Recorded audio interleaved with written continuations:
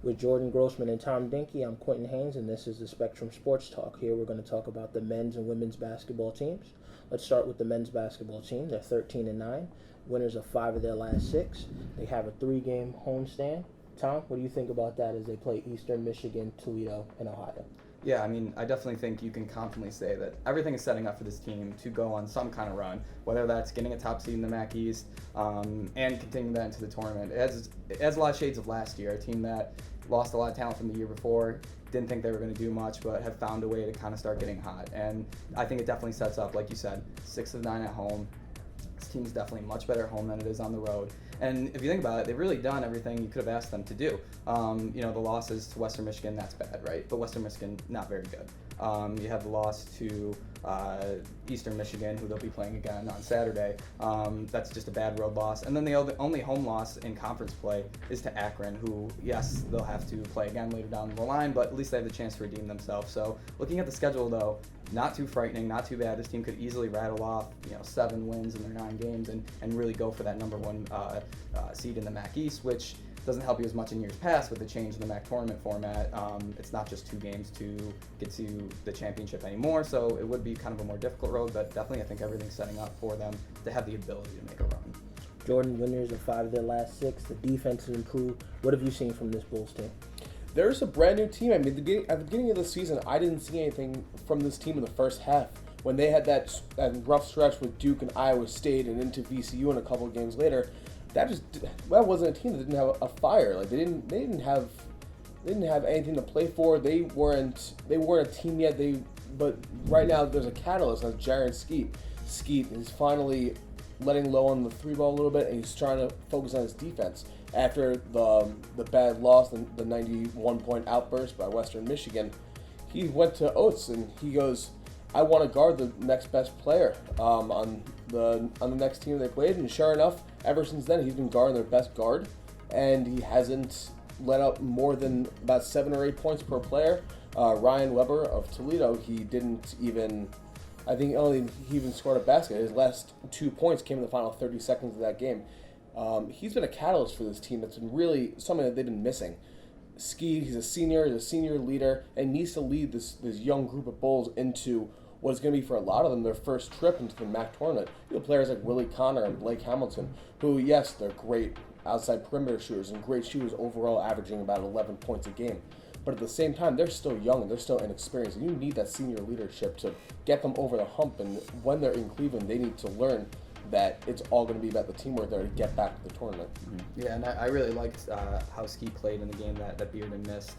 That big win over Central Michigan, it was really nice to see Skeet run the point, kind of going back to his freshman year. But I think that was good to see, Quentin, because then Bearden goes down with an injury in the MAC tournament or that foot starts to bother him again. You could plug in a senior guard who has enough experience to run the point for them, and it won't be a disaster to lose Bearden. I mean, obviously it would be huge to lose him, but at the same time, you just have someone to run the point at least. Maybe you lose the scoring, but you have someone who can, like Jordan was saying, kind of calm everyone down. You have that senior leadership there. And I agree with you. I think that this team is ready to gear up and make a run. I think the number 1 seed in the MAC is possible. They played well against Northern Illinois. They played well against Toledo. So I think there is a chance for this team to take that next step and become the best team in the conference. One player you guys didn't mention that I really like's performance is C.J. Massenberg. I think that they have Lamonte Bearden, they have Jaren Skeet. Massenberg's a little bit of a combination of the two. He takes Bearden's ability to get to the rack, and Massenberg is a little bit like Skeet in the way that he can shoot the basketball but also affect the game in different ways.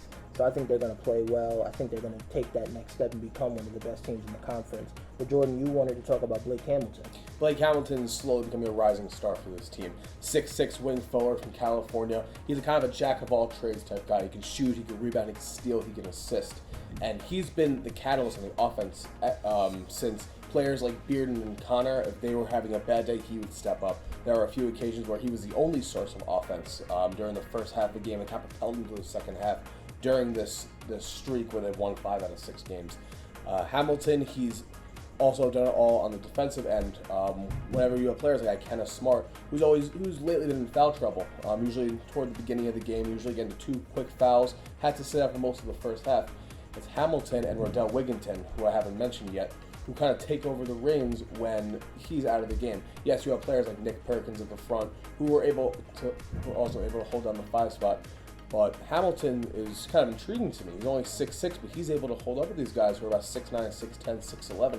He's able to do it with gusto as well. I think he's going to be one of these players who's going to be really able to just step his game up as the season progresses. And with that 6 out of 9 at home, I think he's a player who just gets fueled by the crowd as well. And the more as a crowd and alumni arena, I think the better he's going to be playing. He's a big physical guard. He allows Oates to play a little bit smaller in times of need when Smart gets foul trouble or Nick Perkins isn't playing as well. Him and Rodell Williamson really play well, and they play in that Swiss Army knife role, being able to play the 3, the 4, even the 2, and defend both positions. Tom, do you think this team's going to make that step forward and make it as the number 1 seed in the MAC conference? I know I just said they're in position to, but honestly, I don't see it going quite like last year. Like I said, the MAC tournament is different. It's not just 2 games and you win the championship. Even if they get that first seed in the MAC East, they're going to have to play some more games. So the road is going to be more difficult. While this team does kind of have shades of last year, I still think last year was a better team. Yeah. Justin Moss and Shannon Evans on your team, Yeah. they are better players than the other guys here. I think we've all been impressed with how these junior college transfers have done. You mentioned C.J. Maskenberg, the freshman coming in, definitely nice players. But this year, I don't know. I still think it's a step down. So I'm not going to be predicting a return to the NCAA tournament. It kind of does feel like they're missing that one player, Justin Moss, unfortunately. Yes or no? Do they make the tournament? They make the number 1 seed? I'm going to have to agree with Tom. I think they're going to do well. They may be able to get a 1 or a 2 seed.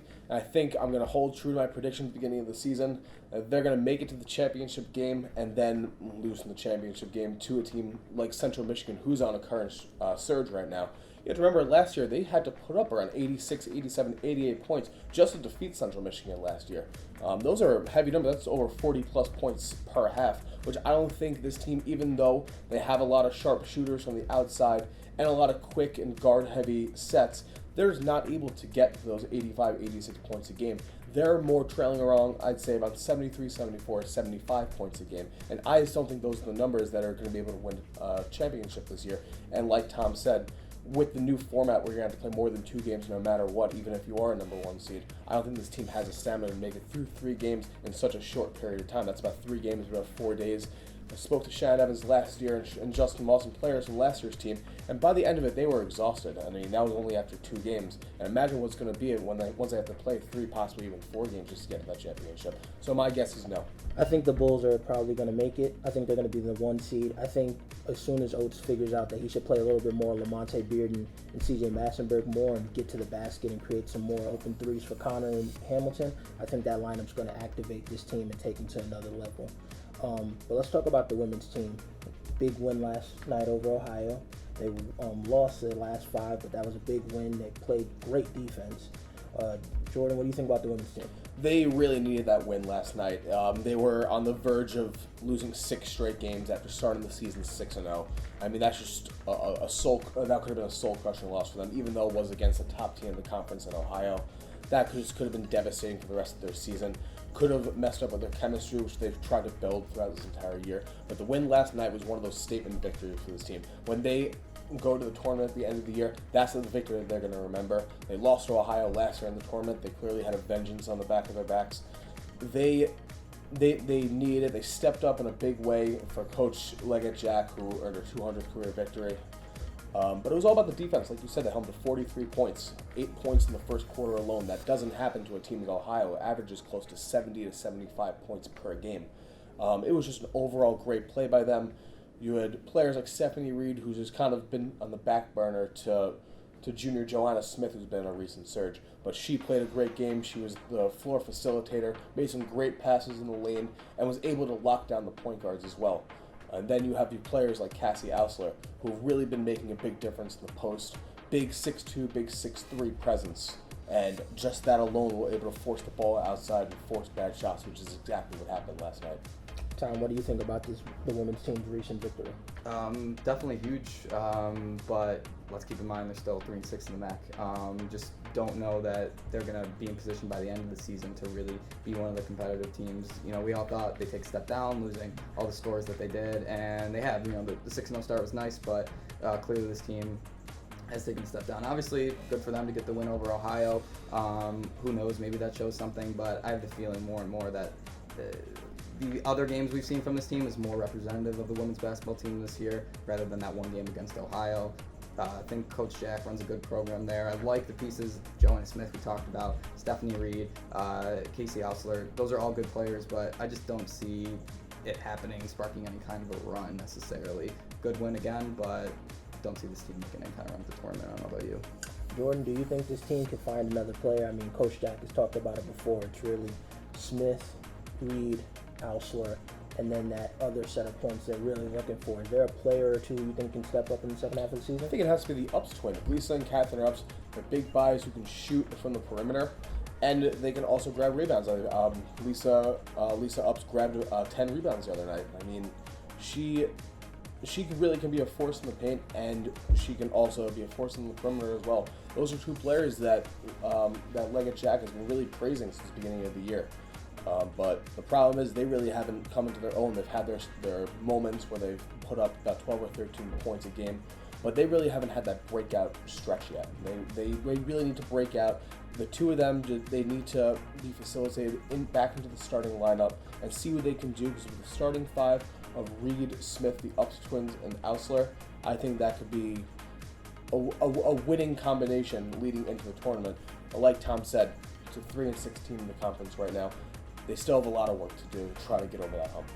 And they're still pretty young, but there are two players I actually want to mention, Gabby Baudet and Courtney Wilkins. Younger players, they're still figuring out what their role is, but the one thing we know about them is both of them can shoot. I think that if Coach Jack can find a good defensive lineup to start, and then bring both those players off the bench and be able to provide that three-point ball, even if it's 2 or 3 threes a game between the two, that's 6-9 points. That's ultimately, changes the result of the game. I think they're young. I think they're still figuring themselves out. I don't know if they're going to take that step forward like we predict the men to do, but I think that this is the season where next year we look back and say, oh, well, this team, right. You saw the pieces that they were working with, and you saw everything come into fruition, and maybe they can make the tournament next year. But this year, I think this is a stepping stone season. Yeah, definitely look more like a veteran team next season. Definitely, especially with the combination of Reed and Smith at the 1-2, they can definitely be a team that needs to be reckoned with next year. That's all the time we have for today. With Jordan Grossman and Tom Dinki, I'm Quentin Haynes for Spectrum Sports Talk. Follow us on Twitter at UBSpecSports. Thank you.